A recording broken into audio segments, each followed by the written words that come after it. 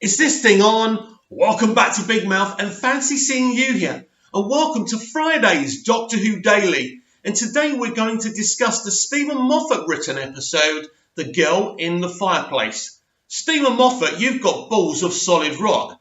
I want you all to think about this. Rose and the Doctor had this kind of romance going on. They were in love with each other. Now, I know they hadn't made a commitment to each other and they weren't a couple, but they were travelling around in space and time, and it was obvious what Russell was trying to do here.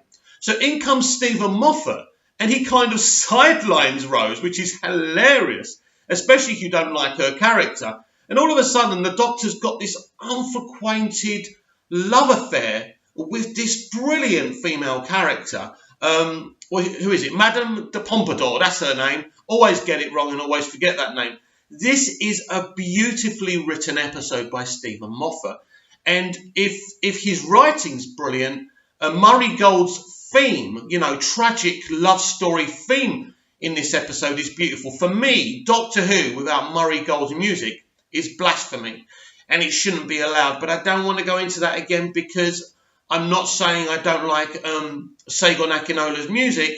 But once you've heard Murray's music and chimes and beautiful composed music, no one else can do. He is the British John Williams as far as I'm concerned.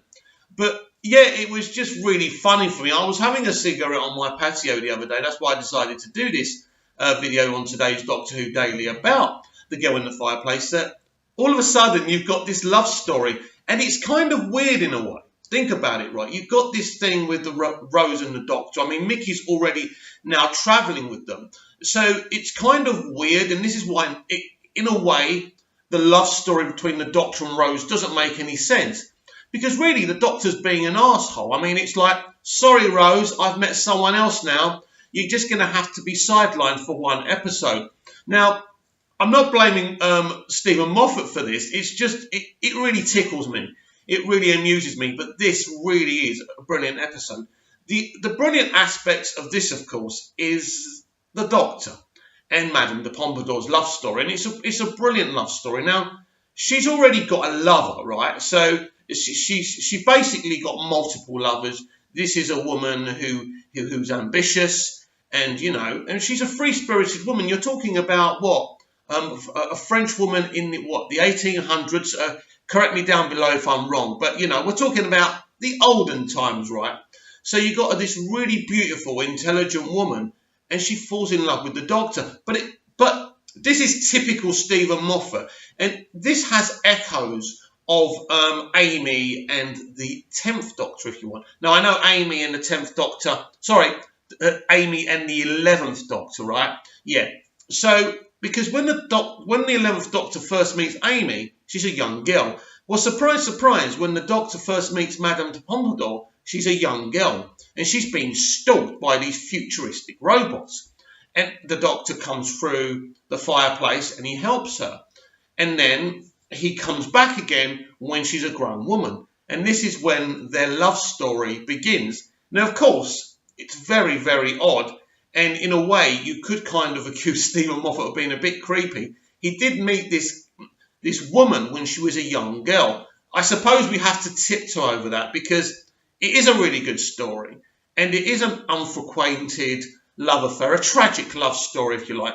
Now, the thing that I always remember about this story is the ending, where, he's about to take her with him, which, again, is odd, seeing he's got Rose on the TARDIS. How's Rose going to feel about it? But anyway, he decides that she's going to go with him because what happens is he ultimately gets trapped with her. And so what she does in the end, what happens in the end, there's a way for him the problem gets solved. So he goes back to the TARDIS, and when he comes back, of course, there's a time jump. And of course, she died. And he has this conversation with this guy who's her lover. And he gives her a letter. He gives the Doctor a letter. And I love the bit when the guy goes, well, what does it say? And the Doctor just looks at him very sternly. So another bit that hits home really for me in this episode is when he goes back to the TARDIS. He's devastated, of course. And Rose turns to him and says, Doctor, are you all right? And he smiles and goes, I'm always all right. But it's a very disturbing, chilling, I'm always all right. Because you can tell he's not. Now, this is brilliant because if you jump quite a few episodes when Donna Noble's his companion and he goes, I'm all right. I'm okay, whatever she said. And she turns around to me and says, does I'm okay mean I'm not okay? And I'll never forget that. So that is a really chilling moment when he just looks to Rose and goes, I'm always all right. He doesn't want. It's interesting. He really doesn't want to open up to Rose about this situation. He reads the letter, and it's a private thing. As I say, it's a tragic love story. It's probably one of the most amazing episodes of New Who. And as I say, Murray Gold's music, the theme, the tragic love story theme, is just perfect. And I'm sorry, I can't accept Murray Gold not doing Doctor Who music anymore. It's just something that's really, really off to me. And as I said before, if Murray decided he was burnt out, like people have told me, and he didn't want to do it anymore or take a break from it, fair enough. But I believe the situation is more nefarious than that. And as I say, when you've got a composer like Murray Gold, unless he's decided to do other things, which we don't know, of course, if it was a decision by Chris Chibnall to say, no, mate, time for you not to do the music anymore, then for me, that's disappointing. But basically, this is an amazing episode.